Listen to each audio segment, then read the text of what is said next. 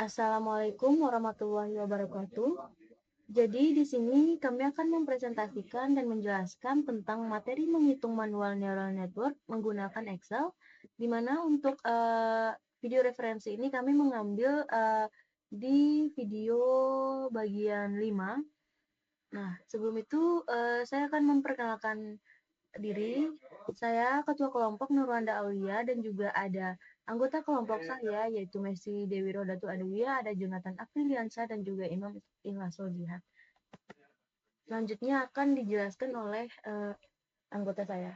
Nah, yang pertama ada data training, yaitu tabel ini berisi 7 baris data latih yang menjadi bahan belajar perceptron. Setiap baris adalah satu contoh yang sudah diketahui jawaban benarnya. Fungsi setiap kolom di mana X1 ini yaitu fitur utama nilai numerik antara 0 sampai 1 mewakili ciri pertama dari setiap data. Dalam konteks nyata bisa berupa usia, skor, intensitas warna, dan lain-lain. Kemudian ada kolom X2 yaitu fitur kedua nilai numerik antara 0 sampai 1, ciri kedua dari data. Kemudian ada label yaitu kelas asli data tersebut, jawaban yang sudah diketahui nilai 1 berarti kelas positif, 0 berarti kelas negatif. Kemudian ada kolom Y yaitu nilainya selalu sama dengan label. Ini adalah target output yang digunakan di dalam rumus update bobot. Kolom ini ada untuk memperjelas bahwa target training adalah nilai biner 0 atau 1 bukan probabilitas. Nah, selanjutnya ada inisialisasi dan parameter. Tabel ini berisi semua pengaturan awal sebelum proses belajar training dimulai. Tanpa parameter ini, perceptron tidak tahu dari mana harus mulai.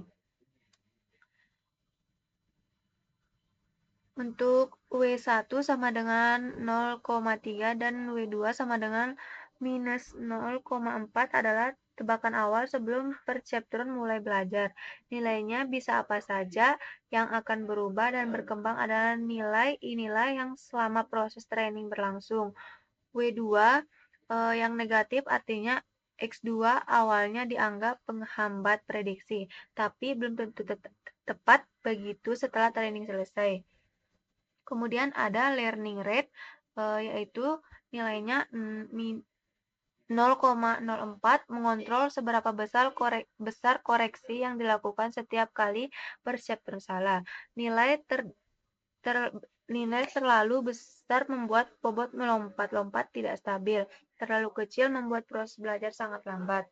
Kemudian ada fungsi aktivasi threshold 0,5 yaitu jika nilai net input lebih besar sama dengan 0,5 maka prediksi sama dengan 1 atau positif. Jika lebih kecil 0,5 maka prediksi sama dengan 0 atau negatif. Kemudian ada testingnya, yaitu tabel ini berisi 2 data uji dengan tabel yang belum diketahui. Data ini digunakan setelah training selesai untuk membuktikan bahwa bobot yang sudah dipelajari bisa digunakan untuk memprediksi kasus baru. Prediksi untuk data testing ini baru bisa dilakukan setelah proses training selesai dan bobot final sudah ditemukan. Nah, selanjutnya itu ada tabel train data. Nah, di sini untuk tabel ini adalah tabel terbesar dan terpenting dalam file Excel, di mana ini adalah jantung dari seluruh perhitungan. Setiap baris menunjukkan proses yang terjadi ketika satu data training diproses oleh perceptron. Nah, jadi di sini ada kita menghitung nilai pada setiap kolom dari tabel ini itu menggunakan rumus yang ada pada inisialisasi dan parameter ini.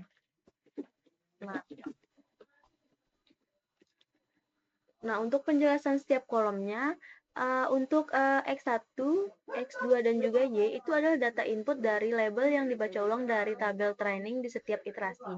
Nah, jadi Untuk nilai dari data X1, X2, dan juga Y ini diambil dari data training ini. Nah, kemudian selanjutnya itu ada YPRED. Nah, YPRED ini adalah hasil dari prediksi.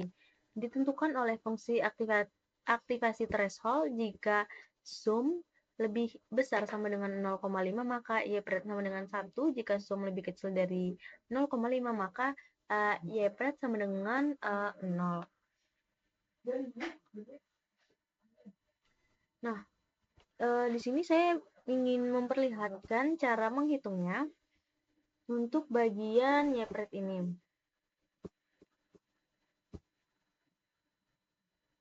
Nah, ini untuk rumusnya seperti yang saya jelaskan tadi, dia memakai rumus if karena ini adalah suatu pengkondisian. Jadi ketika nilainya lebih kecil dari 0,5 dia itu bernilai 0.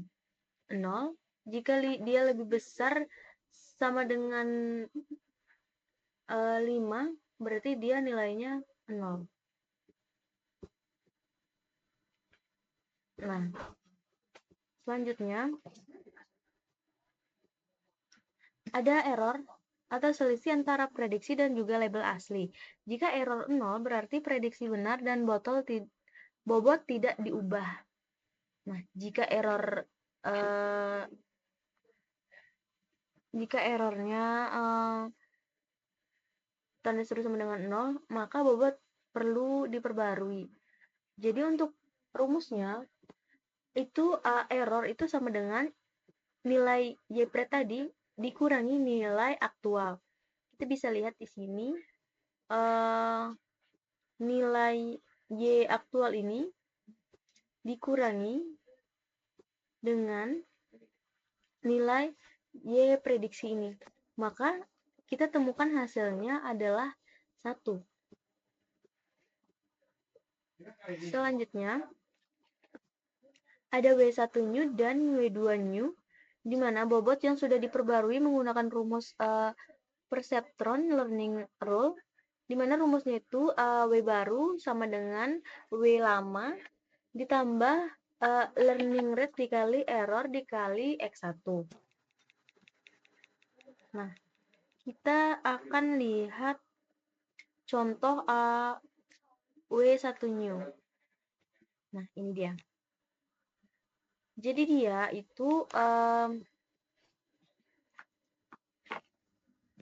nilainya itu dihitung dari nilai W1 new ini dikurang nilainya itu 0,332 dikurangi nilai W lama yaitu 0,3, maka kita dapat hasilnya yaitu 0,032. Begitu juga untuk error W2-nya juga sama, di mana W2 new dikurangi hasil dari W2 lama atau W2 baru dikurangi hasil W2 lama. Maka kita temukan hasilnya itu adalah 0,02 ini. Nah, saya ingin menjelaskan sedikit di sini untuk learning rate. Jadi, untuk bagian learning rate ini adalah kita bisa mencontohkannya seperti sebuah langkah. Nah, jika langkahnya terlalu besar atau terlalu cepat, maka hasilnya itu akan melebihi. Nah, jika langkahnya lambat, maka untuk prosesnya juga akan lambat. Jadi di sini itu kita harus memilih nilai learning rate yang sesuai. Nah, misal kita menggantinya itu dengan 0,6, 0,06. Nah, di sini juga hasilnya akan berubah juga.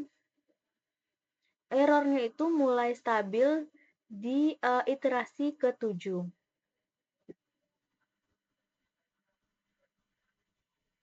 Kita ubah ke 3. Nah, dia itu errornya mulai Di sini dia banyak error.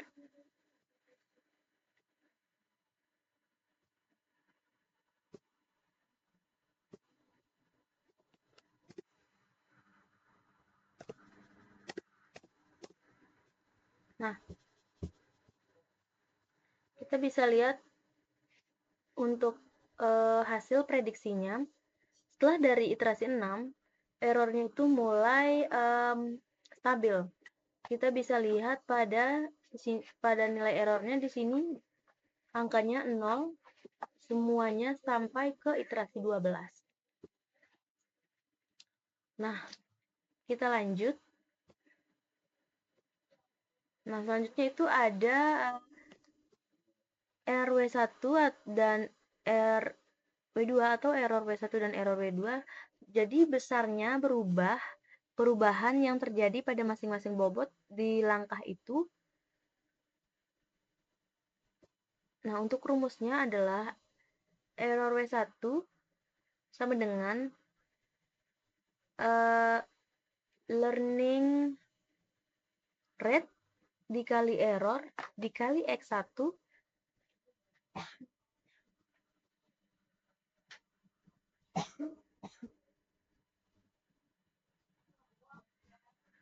kita bisa lihat di sini, kita langsung saja lihat. Nah, nih. Bagaimana cara kita mendapatkan hasil error W1? Jadi untuk hasilnya itu kita dapatkan dari nilai baru dari W1 dikurangi nilai lama dari W1. Maka kita dapat hasilnya itu adalah 0,048. Begitu juga dengan error W2.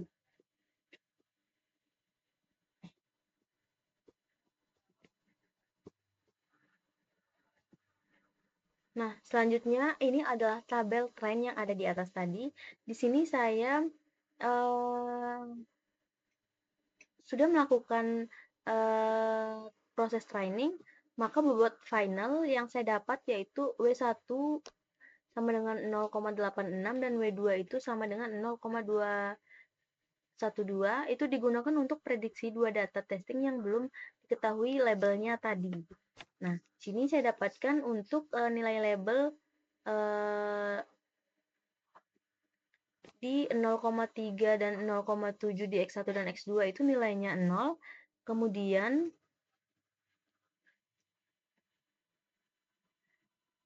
saya dapatkan data kedua itu 0,7 dan 0,2. Untuk net inputnya itu 0,729 itu dia lebih besar sama dengan 0,5, maka prediksinya itu 1 atau lolos.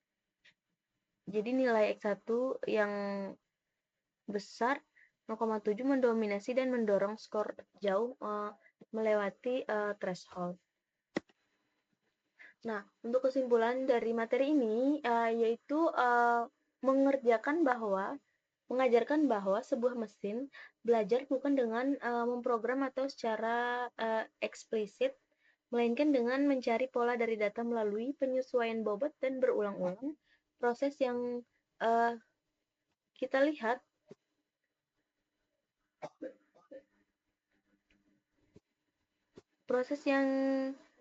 lihat di Excel itu sangat sederhana, adalah fondasi dari algoritma machine learning modern termasuk deep learning. Nah, sekian presentasi dari kelompok kami. Lebih dan kurangnya kami mohon maaf. Billahi taufiq wal hidayah. Wassalamualaikum warahmatullahi wabarakatuh.